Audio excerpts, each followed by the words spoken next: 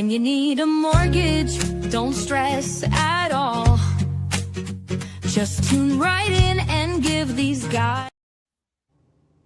Good morning, YouTube. Today is Friday, July 18th, and I think this is a first. All three of us are out on the road this morning. How's it going, fellas? What's going on, fellas? Going good. It's going good. Yeah, me and you on vacation. Anthony looks like he's getting an inspection. Yeah, I am, man. I am. I'm going to try to move away from this speaker because they're jamming out here at the service station. Okay.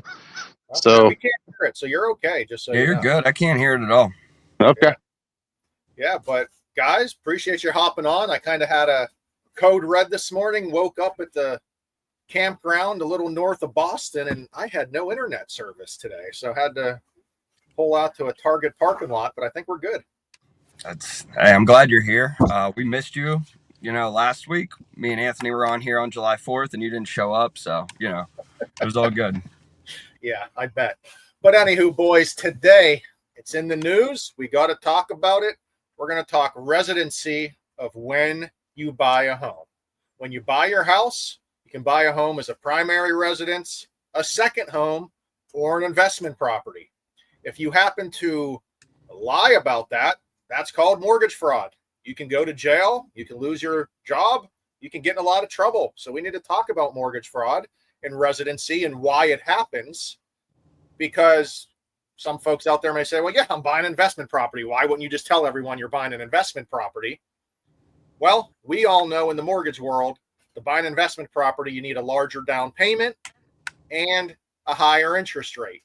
So sometimes folks are going to try to say, oh, I'm going to live in that home. You can't lie on your mortgage application, Anth, right? When you're talking to the loan officer, you got to tell real accurate information, because that is a mortgage application. Yeah. I mean, if you're going to be an investor, I understand why, because of that larger down payment. But if you don't have investor money, maybe you shouldn't be an investor. 20% down or 25% down for multi-units. Yeah, it's required. So if you make the mistake of thinking you're going to get away with saying it's a primary residence and you're not going to live in that property for the first 12 months, that's a problem. Yep. And Tom, how many times have we been on a call with someone? We're doing it as investment property. We start talking about down payment, and all of a sudden they're magically going to live in the house now. Yeah, it's pretty easy to read those people out, and I kind of know when I'm working with a fraudster. It doesn't mean you're a bad person if you're a fraudster. I'm not saying that, but I know when people are being a little fishy and aren't telling the full story. Yeah. Unfortunately, it is our job to make sure that there is no fraud happening. We have licenses, right? It is our name on this loan. It's our job to confirm that you are going to live in the property, that the employment you have makes sense of the location of the property. If you have a primary residence on 123 Main Street, you can't buy another primary residence on 124 Main Street. It doesn't work that way. Things have to make sense. And that's what the loan officer does. That's what the underwriter does. And if you lie and get caught, mortgage fraud is a felony. I don't know how else to say it. It's a felony. That's the F word in mortgage world. I mean, it's worse than your parents taught you saying F you was the bad F word. This is the bad F word. This and mold. We're not going to go into mold today, but the F and the M word are the worst words we could hear. And again, Anth, it starts with that first conversation. Folks think, I'm just going to say I'm going to live it as a primary residence. What's the big deal? And they go down a line of committing a felony, and they don't even realize what they're doing. Yeah, I mean, it's unfortunate because it's up to the loan officer to explain, the rules of the programs. But, sometimes those clients will go off path and say they're going to live in it.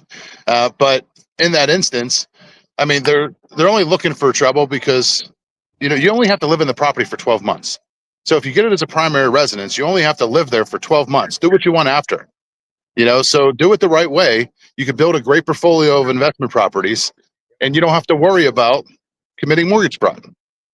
And same thing with second home to investment. You can get primary residence, second home, or investment property. A second home you are not making money off of. If you tell me, hey, I'm going to get this second home and I'm going to rent it out, that's not a second home. That's an investment property.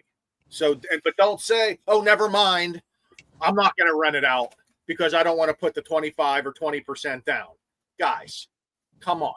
We are human beings that have a brain. We're not going to risk our license when you just had a conversation with us that you're going to have this an investment property. You might be able to find a slime ball somewhere else, but it's not going to be here at West Penn to do that financing for you. So no, I like my job. I like my company. I'm not going to do something to make a few $1,000s that's going to ruin my life. So no, you could find another sleazeball doing that. Yes. So keep an eye out when you're talking to the loan officer. We're going to complete financing the correct way, but you have to understand the differences. It's not just flip a coin and say, hey, I wanted to get an investment property or a second home. It all depends on your scenario. And if you're lying about the scenario, lying on a mortgage application is fraud. That's as quickly and easily as I can say it. And we don't want any of that in our area. So just keep that in mind. No deal is worth a license in your job. That's all I have to say. Yeah, I mean, if you're an agent too, if you're working with a buyer and you know they're not going to live in the property, we run so many verification checks on the back end through underwriting. It'd be in your best interest to let them know as well, like, hey, talk to your lender, or let us know, because once it goes through underwriting and they do their verifications and they're underwriting the file, there's a very good chance they'll catch it in underwriting and the file is going to be denied, or they have to get more money for closing. So it could kill the deal. Yep. I mean, that's what underwriters are there for. They're there to double check everything, employment. I mean, so many times we've had folks who talked about doing this home or that home, and it makes no sense whatsoever. And we end up denying the file. Yeah. I mean, like a family of 4 just has a 5th kid and they want to go buy a 3-bedroom house down the street. Like, no, that's not happening. We know what's happening. And they have a 4-bedroom now. Yeah. A little downsize with a new kid.